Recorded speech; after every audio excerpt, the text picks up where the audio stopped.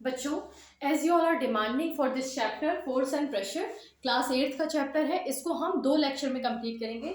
आज सबसे पहले हम इसका इंट्रोडक्टरी पार्ट समझेंगे और समझेंगे कि फोर्स के क्या क्या इफेक्ट होते हैं, फोर्स की डेफिनेशन क्या है, उसकी यूनिट क्या है, जो बेसिक चीजें हैं आज हम उसको कवर करेंगे और नेक्स्ट क्लास में हम प्रेशर से रिलेटेड टॉपिक को कवर करेंगे। तो सबसे पहले समझो कि डेफिनेशन क्या है फोर्स की। फोर्स को हिंदी में कहते हैं बल। फोर्स का मतलब हुआ कि जब भी हमें किसी भी चीज को पुश या पुल करना है, pushing and pulling is known as force. जैसे तुमने दरवाजे को खोला, बाहर की ओर खोला तो उसे किया तुमने पुल, इसे कहते हैं पुल करना। उसे अंदर की ओर खींचा तो उसे किया तुमने पुश। तो पुशिंग एंड पुलिंग, तो ये जो कॉन्सेप्ट है इसको हम फोर्स से ही रिलेट करते हैं। हमेशा याद रखना है कि फोर्स के लिए वी ऑलवेज रिक्वायर इंटरेक्शन।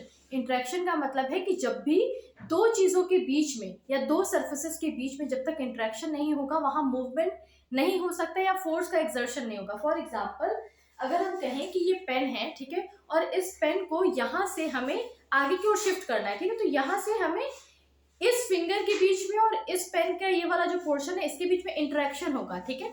तो force always require interaction. This is the most important point कि फोर्स रिक्वायर्स इंटरेक्शन। जब तक इंटरेक्शन नहीं होगा तब तक हम किसी भी चीज को फोर्स के थ्रू उसकी जो डायरेक्शन है या उसका जो मोशन है, रेस्टिंग स्टेट से उसे मोशन में ले जाना या मोशन से उसे रोकने का काम करना, वो विदाउट इंटरेक्शन नहीं हो सकता। अगर आपको टेबल को भी शिफ्ट करना है एक जगह से दूसरी जगह तक तो उसके लिए भी आप हाथों से उसे टच करते हैं, फिर उसे ले जाकर के आगे की ओर शिफ्ट कर पाते हैं।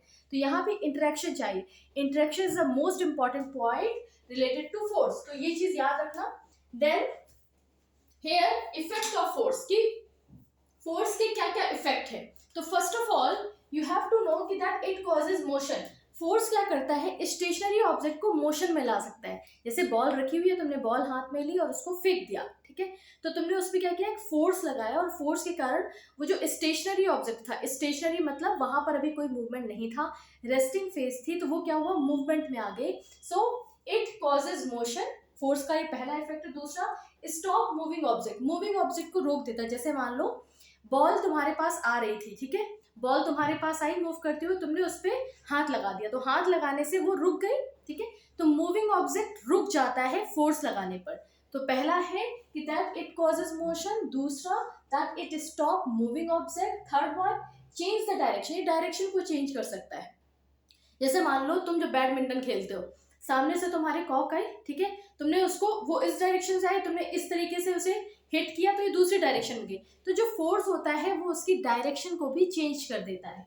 Change the direction, then change the speed. Speed भी चेंज करता है। कोई चीज धीमे से मूव कर रही है, तुमने उसमें एकदम से और फोर्स लगा दिया हाथ से या पैर से, तो वो और ज्यादा तेजी से मूव करेगी। So it is going to change the speed. Then change the shape and size. Shape and size को भी चेंज कर सकते हैं। जैसे तुमने अगर देखा हो कि जब हम डो नीट करते हैं, मतलब जैसे आटा मारते हैं, तो आटा मारते समय उसमें हाथों से प्रेशर देते हैं, तो जो आटे की जो फ्लोर था हमारा, वो बाइंड होने के बाद अलग अलग शेप का हो जाता है। फिर पहले जैसे गोल गोल तुमने आटे की लोई बनाई, फिर उसे चपाती बनाई, ठीक है, तो ये फोर्स के साथ अलग अलग शेप एंड साइजेस को भी हम वहां पर देख सकते हैं। So this is all about effect. इसके अलावा तुम्हें कुछ भी नहीं लिखना है। जब भी क्वेश्चन आता है कि write down the effect of the force, so you have to write down only that much.